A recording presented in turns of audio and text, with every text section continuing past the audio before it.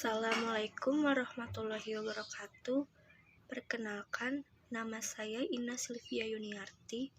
Saya dari kampus STMIK Amik Bandung, jurusan Sistem Informasi, nomor NPM 19414454. Di sini, saya akan menjelaskan tentang sistem informasi penjualan ban di bengkel Timbul Jaya Cirebon.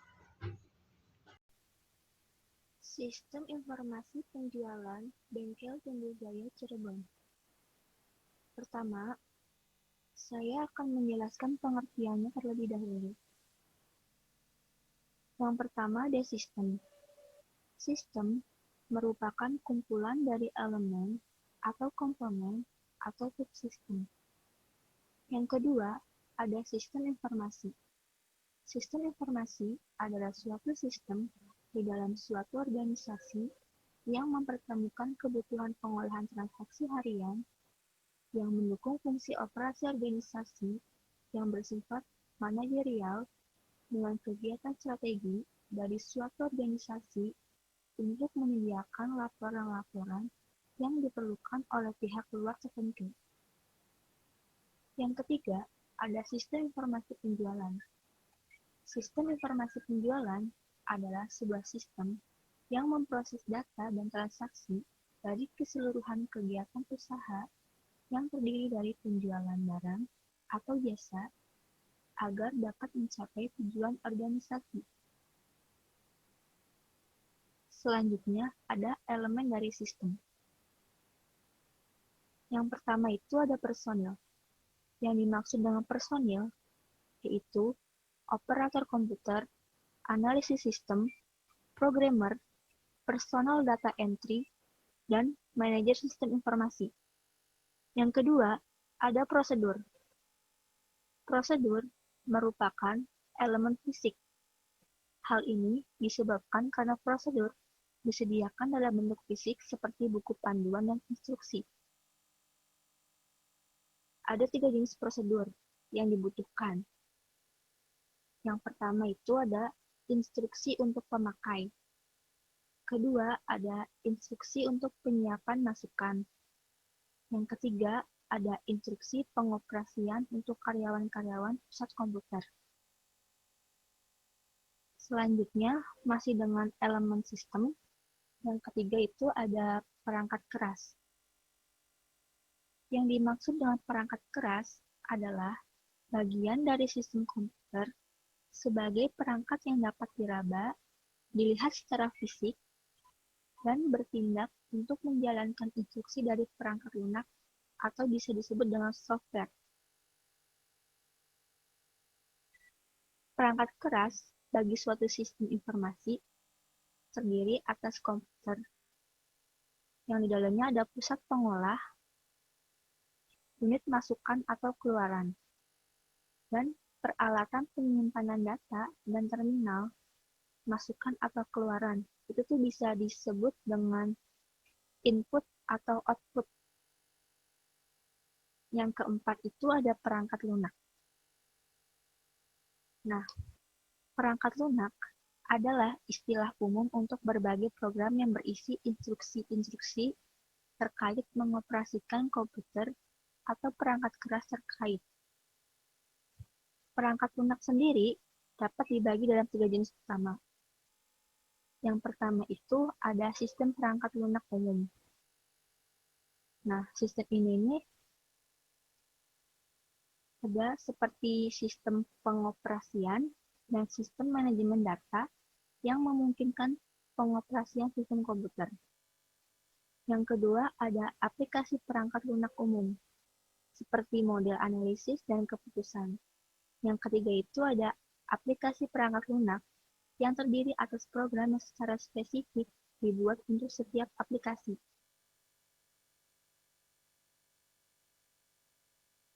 Yang kelima, ada basis data. Basis data merupakan file yang berisi program dan data dibuktikan dengan adanya media penyimpanan secara fisik seperti disket, hard disk, magnetic tape, dan sebagainya.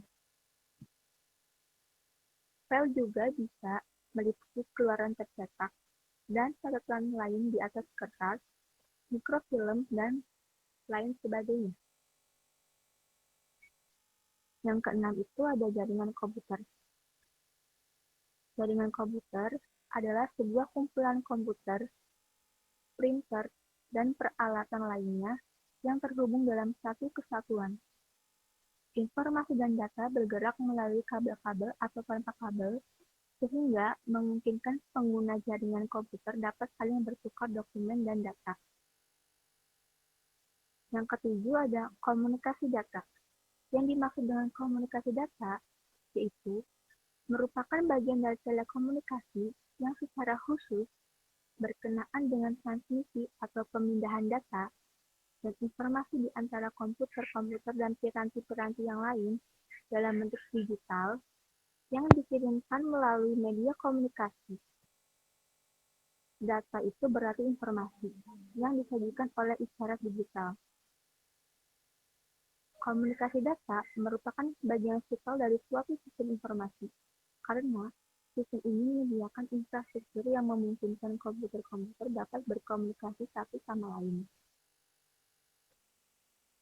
Selanjutnya, saya akan menjelaskan tentang kriteria sistem yang baik. Yang pertama itu kegunaan.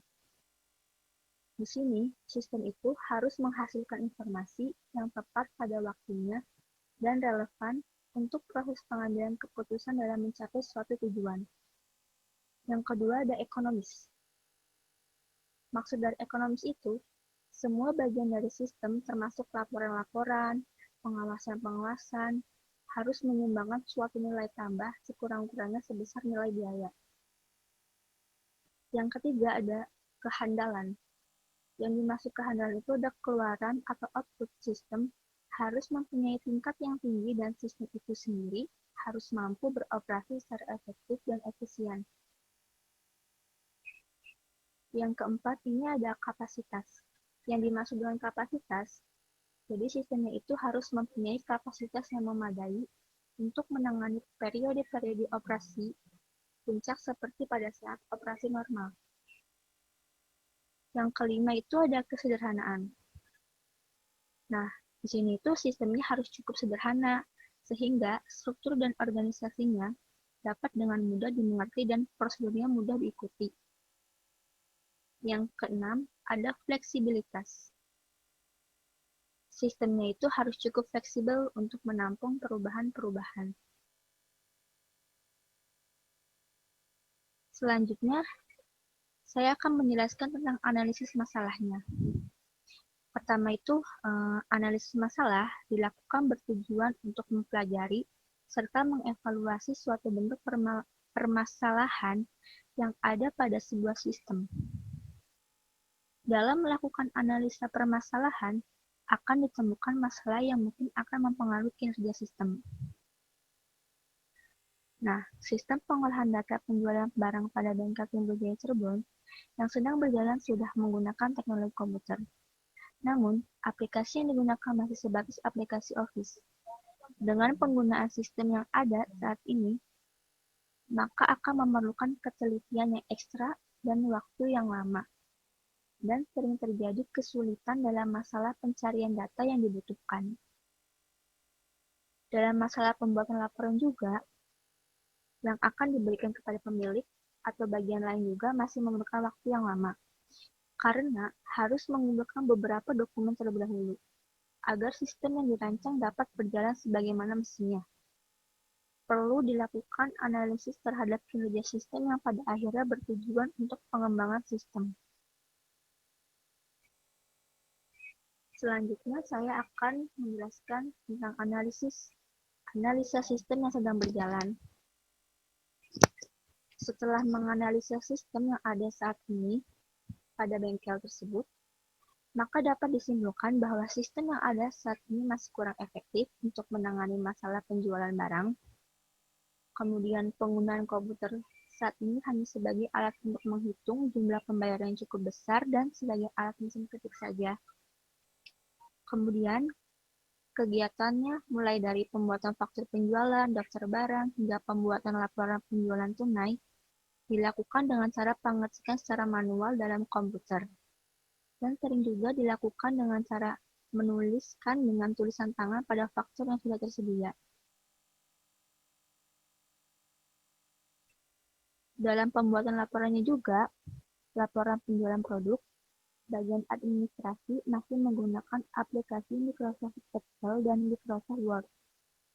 Hal ini tentunya akan membuat cara kerja yang lambat, karena harus menyimpan setiap pembelian dan penjualan dalam file yang berbeda-beda. Sistem yang diusulkan. Di sini ini, ada pun sistem yang diusulkan untuk menggantikan sistem yang ada saat ini adalah dengan menggantikan sistem yang lama menjadi sistem yang berbasis komputer dan penyimpanan datanya menggunakan database, sehingga lebih mempermudah dalam penanganan masalah penjualan ban di bengkel Timbul Jaya. Dengan menggunakan sistem yang berbasis komputer, maka lebih cepat mengetahui jenis ban yang tersedia di dalam stok gudang.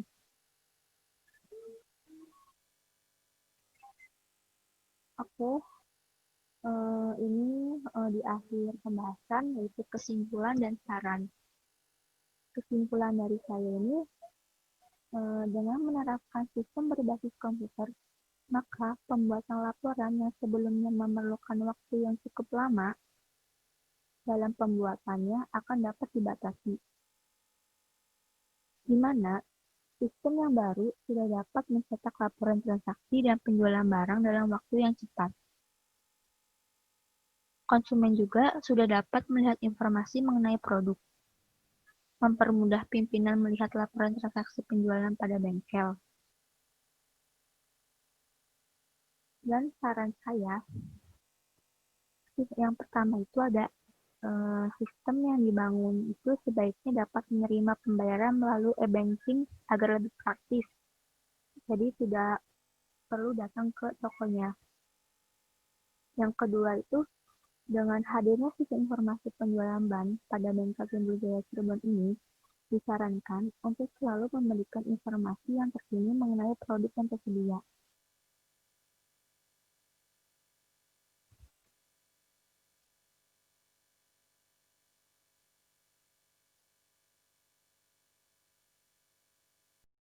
Terima kasih atas perhatiannya. Semoga ilmu yang saya sampaikan bermanfaat bagi kita semua. Wassalamualaikum warahmatullahi wabarakatuh.